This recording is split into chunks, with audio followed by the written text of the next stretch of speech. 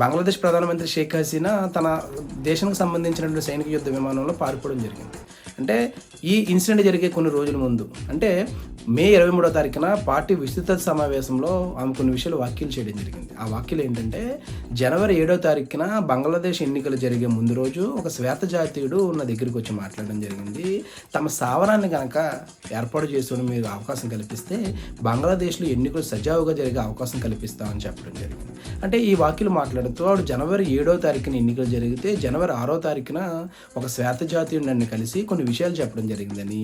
ఆ విషయాలు ఏంటంటే, మలేషియాకు సంబంధించిన కొంత భూభాగాన్ని వేరు చేసి ఈస్ట్ తిమోర్ అనే ప్రాంతంలో ఏ రకంగా క్రైస్తవ దేశాన్ని ఏర్పాటు చేశారో, అలాగే బంగ్లాదేశ్లో కొంత భాగాన్ని, మయన్మార్లో కొంత భాగాన్ని తీసుకొని క్రైస్తవ దేశాన్ని ఏర్పాటు చేయడానికి విదేశీ కుట్రలు పన్నుతున్నారని చెప్పి ఈ విస్తృత మీటింగ్లో అయితే చెప్పడం జరిగింది.